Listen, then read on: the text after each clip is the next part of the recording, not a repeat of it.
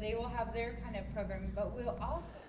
Commissioner, this is great news, obviously, for the folks out in Moapa Valley. Clark County Television, including this interview, can be seen on TV. Obviously, we have different platforms. They could see it on computers and things like that. But why is it so important to stay in touch with your constituents out there via our television? It's great for them because they can actually see it on TV. They can go back and rewatch it later. But it's nice for them to actually see what we're doing on a regular basis, just like all the other county residents. And it was an easy fix, but it's going to bring so much more communication to that part of the valley.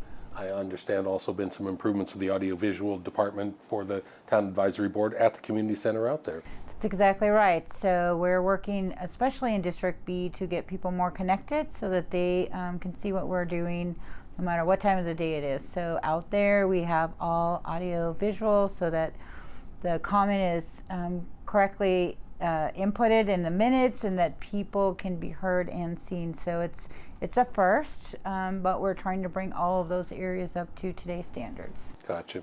I know the East County is very much a big part of District B and very near and dear to your heart, Commissioner. The Overton Senior Center, a little bit of changes over there now. Now the county is going to operate it now, or talk about the changes there and what it's going to mean to the citizens out there. So really we have a changing of demographics out there. So we have a lot of young families out there that are moving back out there that have been there generations before. And we have our senior population, which is out there and also brings in a lot of snowbirds. But what we don't have is a lot of money to build a facility for each and every group. And so what we're going to do now is partner where the seniors and the youngsters work together, and we actually have family events. We'll continue to provide our lunches for our seniors. Seniors United will keep that program in place. It's very imperative that they have a place to go. But now we'll be able to bring the youngsters in after school and in the evening. And then for our families, we'll be able to have some family events. So the seniors have a great ceramics program out there. How great would it be that the families could come in before holidays and paint that so that they don't have to drive all the way to Las Vegas to do it? So just trying to change the programming, offer more than what they have out there today, as we do in all the other Clark County facilities. And then there's an opportunity in the future to build on to that facility so we can make it bigger. So I think it's a win-win for everybody. It brings all of the generations together, and we find that both generations do well when they work with each other. As you say, it's no different than anywhere else in the valley. People want rec centers, people want ball fields and green spaces, right, Kevin? Yep, that's exactly right. And so this is a unique opportunity to leverage dollars so that everybody can benefit for the long term. Bringing a little bit closer to home, Commissioner, into the Apex area, Faraday Electric Car Company has made their announcement that they're pulling out of Apex, which obviously hurts a little bit more the city of North Las Vegas and some other stakeholders there. But of course, the county is a stakeholder as well. Bring us up to date on what it means to the county, and is there anything that can be salvaged or fixed, or what's going to be next, in your opinion, Commissioner? So really, for me, it's always been about creating a large industrial park out there. So Apex, that's really what we'd like to see it happen. We have Hyperloop out there, so they've been working. They're moving pretty far. They'll have a great announcement later this year, but they're doing some exciting things. But to create an industrial park to where we can have all types of manufacturing, transportation, logistics out there. It's disappointing that Faraday is not coming. However, the taxpayers, because the legislation was done so well, it was done based on the money that you put in. There's no loss to our current taxpayers. So no money was lost. What was gained was $50 million that Faraday paid in infrastructure. But there's a real momentum of people wanting to come together out there and put in some services so that we have all that acreage. 7,000 people have gotten jobs because of that momentum to date. So we just announced another 200 in North Las Vegas jobs that are coming. So I think that there's a lot of positives, and we'll continue to help North Las Vegas move that industrial park. I know you've been a huge proponent, Commissioner. I know I've been reading some of your newsletters lately that even some of the smaller businesses are moving into District B, and you're proud of that. And again, as you say, there is a spin-off, and any jobs are great jobs, right?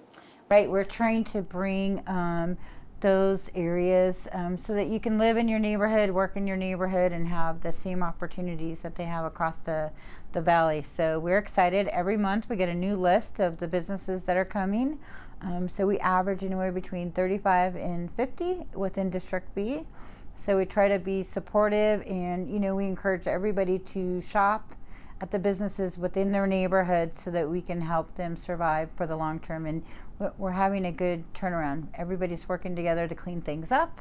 Neighbors are getting out there. We're doing cleanups quarterly across the valley. So it's a changing time, but it's exciting. District B has Nellis Air Force Base. They're one of those community partners, what you just said, a number of cleanups here in July, and as well as the community garden, which was something you did earlier this spring with Metro, and of course, obviously, with some great help with Nellis at 2 of the elementary schools. What a great program that is. Yeah, so that program is super exciting. Nellis, we have 2 schools in adjacent to Nellis. One is Manch. They're the Thunderbirds. It was named after a Nellis Air Force person who was killed in the line of duty. So the kids are working to bring the Thunderbirds more involved and to be more part of it. And Loman was named after some Boy Scouts and Girl Scouts. So we're working to have all of them come together. We do have a food desert in that area, so we reached out to the community. We were able, with the help of the Wynn Hotel and Nellis, we had 150 volunteers come to our community garden build. We'll be harvesting it August 17th. We've invited the entire community to come out. So the kids have watermelons, they have tomatoes, they have mint, they have figs. So they'll have all of their own fresh food, and we'll have a big event and show them how to use it. And so we're really trying. Nellis has really stepped up. They have 30,000 of their airmen and women live within North Las Vegas, the Northwest, and the east side of town. So we work with them on a daily basis, and it's great. So we're excited for our future out there. Commissioner, also in District B, you brought this up at a recent board meeting, was the number of abandoned homes and squatters and nuisance homes in not just necessarily District B, but across the entire county. About 800 times annually we're physically closing down houses and things like that. What can we do to solve that problem? What needs to be tightened up as far as that goes, Commissioner? So we've been working with our code enforcement department. One is, we have to invest in our staff, which is first and foremost. But 2, we have to hold our out-of-state property owners who tend to have a lot of these abandoned homes accountable and responsible for the nuisance that they're creating. So, you heard me talk about in one area we had over 5,000 calls for service within 1 year, and it was attributed to predominantly vacant homes. So we are working now to change some policies to make it easier for us to hold them accountable and to make so we can rectify the situation a lot faster. Some of the cities, I think city of North Las Vegas and Las Vegas, have been spray painting and physically boarding up houses and things like that. Are they ahead of the curve, or are we trying to learn from some of the rules and regulations or things that they're doing in the cities as well, Commissioner? So in North Las Vegas, at one point we had 3 out of every 5 homes were abandoned. I live in North Las Vegas, and so they really did a great job putting a system in place. So we are behind the curve in that sense, but we weren't hit as hard right away. So North Las Vegas was probably hit the hardest, Mesquite the second, both within my district. And so Clark County probably didn't see it as much, but now as things are rebounding, we're on top of it, and we need to change some codes to make it work a little better. Talk to me a little bit about the Clark County Shooting Complex. It's certainly turned the corner. It took many, many years and many different levels of government just to get that place operating. It's taken them more than a minute to turn a profit and do some things. They're doing some great community work out there. You've got the Annie Oakley free shooting for women and the sporting clays, and of course John Mull Meats. It really is a great community and county treasure. It really is, and it's only going to get better. So We've been working to bring new programming. 4-H does all of their certifications out there. We have both Boy Scouts and Girl Scouts out there. We have some national events that are coming. One is coming in August, so you'll be able to be out there. So we're working on putting in an equestrian arena. So the predominant reason that you have to have out there is it has to be related to shooting. We have a big mounted police nationwide, and we're hoping to bring some of that here. So our own Metro mounted police have been working with us to create an arena. We are talking about doing some more events, firework events out there that the county can host to service that North Las Vegas area. So we're bringing new things all the time, and we encourage people to come out and participate at the shooting park. It's absolutely recognized nationwide as one of the best. So if you haven't seen it, it's not too late to get out there. And just give us an update on anything else that's coming up in the near future in District B. So in District B, we're busy every single day. We're boots on the ground out there, and so we're working to put a community garden in every single school within the next year and a half.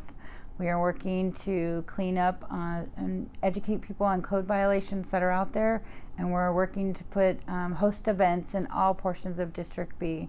District B is almost 400,000 folks, and it's spread across about 100 miles. So we're everywhere all the time, and if you don't see us, give us a call. So You keeping track of how many miles you're putting on your car these days? a lot. So Thank you, Commissioner. thank you.